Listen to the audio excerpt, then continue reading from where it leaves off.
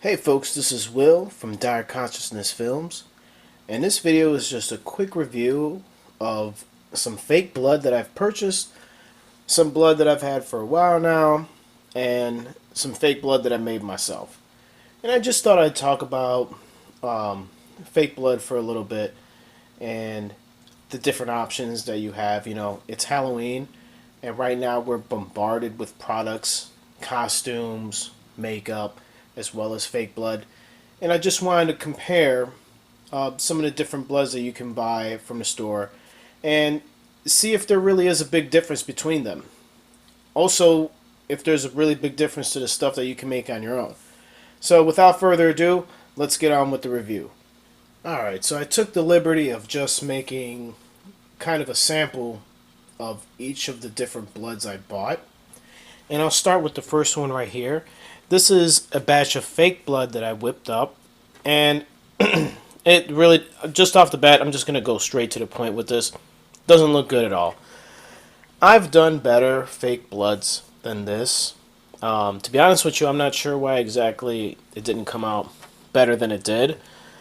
The only thing I can think of is maybe because the corn syrup that I used was pretty old and it was a little too yellow than what I'm used to, but it came out pretty bad. And considering the cost of some of these other ones, this was kind of a waste of money. Now, that's not to say do-it-yourself fake blood is a bad route. Not at all. In the long run, it's depending on what you're trying to do, it could save you a ton of money. So, making your own stuff is always the best way to go, but it isn't always going to come out right, and this is a good example of that. So, moving on. This next one here is this Spirit bottle of blood. I bought this stuff at I bought a bunch of these at an after Halloween sale where everything was 50 to 70% off. As you can see here, it says it's $7, and I paid $3.50 for the blood. It was half off. For makeup and stuff, it was 75% off, if I remember correctly. It was a few years ago. I don't know if they still follow the same formula. So for this particular bottle of blood, if you find it, you may not get the same quality. I actually like it a lot. It's my preferred fake blood to use when I do makeup. The only thing that I don't like about it is that it's a little too runny. So there's that. Anyway, moving on. The next one is some fake blood that I purchased at Walgreens. This was $1, 1-ounce bottle, and it actually has, let me spread a little bit more so I remember correctly. This one actually has a coagulated blood feel to it. Sorry if I sound like I'm out of breath. I'm getting over a cold and I'm still a little stuffed up. But anyway, it kind of has a coagulated blood feel to it. It's a lot thicker than the previous ones I just shown. It's actually the thickest blood of them all. And I kind of like that. I can see myself actually using this for wounds that I don't want the blood to run too much. That's actually a problem I have with the spirit stuff. So this turned out not too bad. The next one is this vampire blood by this company made Rubies. And it's actually not that bad. When I first tried this out, I opened this bottle maybe a week ago. The color, I swear the color was completely different. Maybe it's the lighting. Maybe it needed to settle. I don't know. But it's not that bad. It's not the best. Here's another sample of it. It actually looks lighter than this top row, which is funny because I just literally poured this stuff out. But it's okay.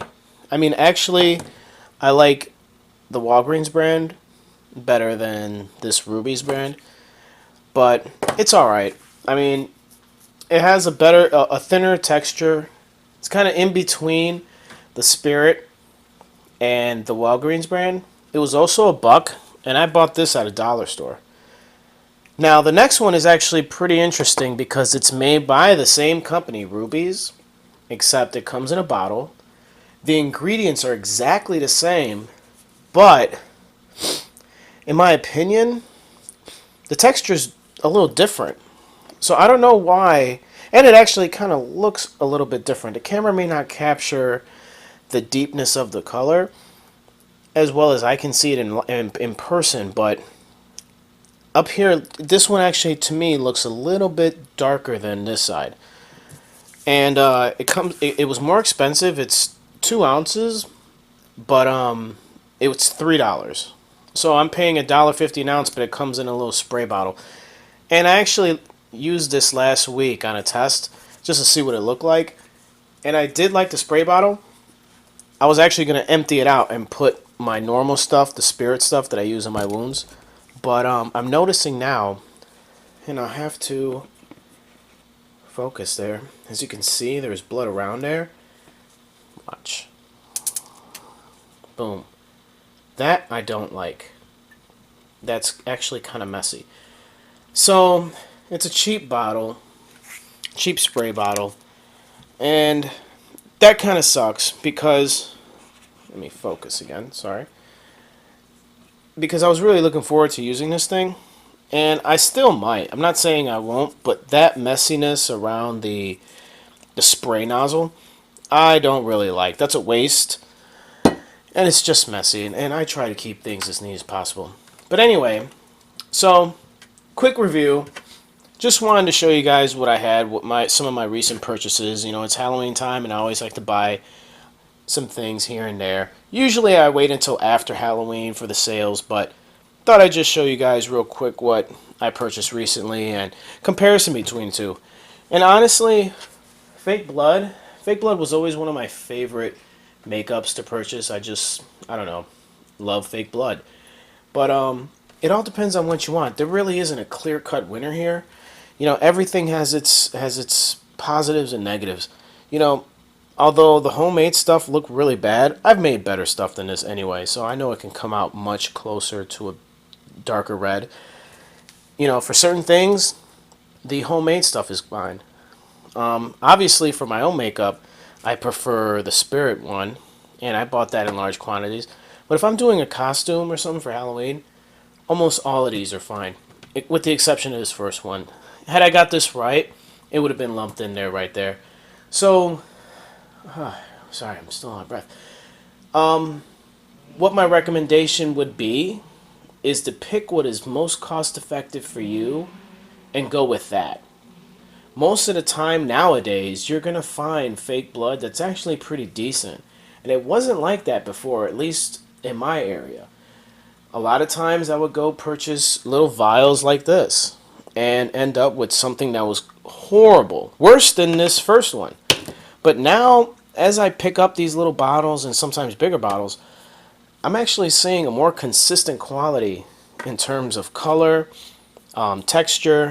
So you really can't go wrong too much anymore. Just be wary about what you're getting.